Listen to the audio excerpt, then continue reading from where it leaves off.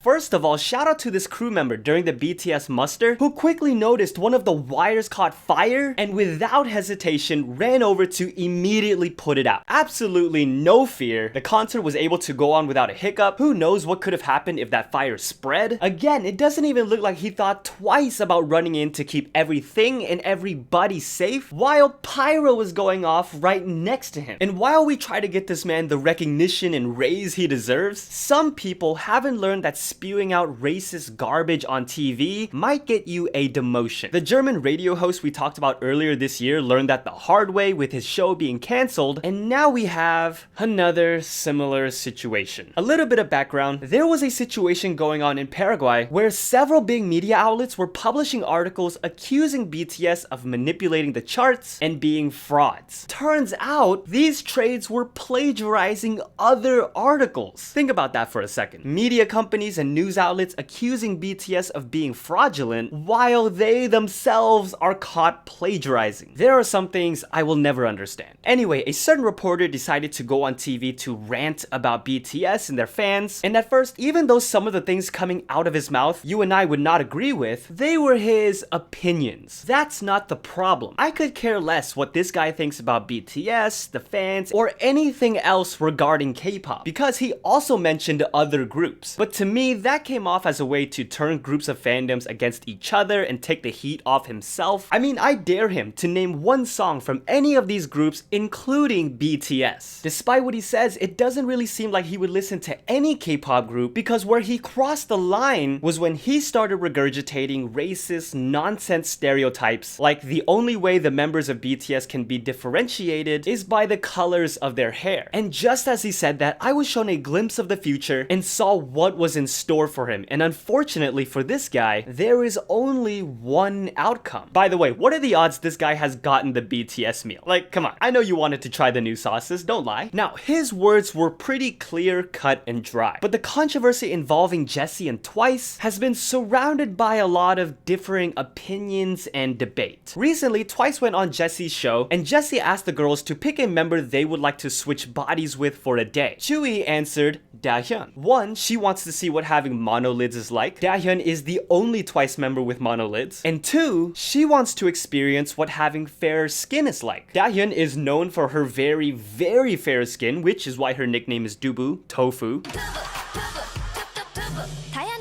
After this, Jessi joked that if Tzuyu wanted fairer skin, she should get a deep skin scrub. Now, there were several things in this small exchange that received backlash. First, people thinking that Tzuyu wants fairer skin. Second, Jessi's seemingly colorist comment, as well as the translation saying dirt. And third, the other members of Twice laughing at Jessi's joke. Here's the thing though, regarding Tsuyu's comment in particular. She made sure to clarify it's not because she has a problem with her own skin. As a matter of fact, she's spoken in the past that she's very happy and has no problem with her more tan skin tone. She just wants to know what it's like to be in Dahyun's shoes, basically. I mean, she's been in Korea since a young age, and hearing people talk about fair skin all the time, it's an understandable thing to be curious about. As for Twice laughing, many have explained that Twice weren't laughing at a seemingly colorist joke or comment. They were laughing at the ridiculous notion of getting a body scrub to change your skin. However, when it comes to Jessi's remarks, there are those accusing her of being colorist, indirectly showing a preference for fair skin, but there are also those who say yes, it was a dumb joke that came off badly, but they don't think she was being colorist. First of all, Jessi has a darker skin tone herself, which is beautiful. That's why she was taken aback when Tzuyu started talking about skin tones, but it's understandable why people reacted a certain way when they saw the captions translating the word dirt. The show actually just came out with a statement clarifying the word Jessi used was mistranslated to dirt, admittedly by their own team. They took full responsibility for that and apologized. So let me know your thoughts, if your position has changed on any aspect of this situation. Maybe with the correct translation, you still might think it was a colorist remark made by Jessi, or that it was just a inappropriate or poorly executed joke. But the debates and confusion did not end here in the K-pop world, because you might have seen Enhypen Sunoo trending yesterday and even even today. And that's because on a recent episode of their own show, the boys were playing various games. One where Sunoo had to guess certain brands of tteokbokki with his eyes closed. Although he thought he wouldn't be able to, the members were telling him that he could, that it was his specialty because that's his favorite. They then began doing eating motions. A lot of people began to interpret this as kind of fat shaming Sunoo. That's when you had people go through other moments in the past where they mention his weight one way or another and comparing him to Baymax. But my question would be, was that in the context of weight? Fans then discussed whether or not it seems like Sunoo has been losing confidence and if the constant mention of his weight was a factor. There were also concerns that seeing these kinds of comments could also hurt fans who are struggling with their body image. However, is this another situation of mistranslation and things being taken out of context? Different cultures interpreting things differently? Because many fans are also arguing that the members are constantly showing their love and appreciation to Sunoo and the other way around. That when they look at that moment in the show, it was more them encouraging him for the game, giving him confidence when he didn't think he could do it, saying the other moments that have been brought up are completely out of context, especially when directly translated to English, like possibly the word chubby, or when you see them say he eats well, that shouldn't be taken as them insulting him in some way or saying he eats too much, rather likely complimenting like a grandmother would say when she sees you eat. Again, is this a result of difference in culture on top of translation leading to misunderstanding? Let me know where you fall under this debate. Maybe you see both sides and don't want to jump to either conclusions until the members or the companies say something. Although, if it's anything like JYP Entertainment's response about Hyunjin, it might not tell us anything. This week, JYP Entertainment announced that Stray Kids will be releasing a new song for their mixtape project. Fans rejoiced to that news, but it also begged the question, will Hyunjin be involved? Well, they answered that by saying, we'll make an announcement once things are confirmed. I feel like they thought, alright, we'll take care of any questions regarding Hyunjin and douse those flames with this perfectly vague response. They thought they were doing this, when in reality, they were doing this.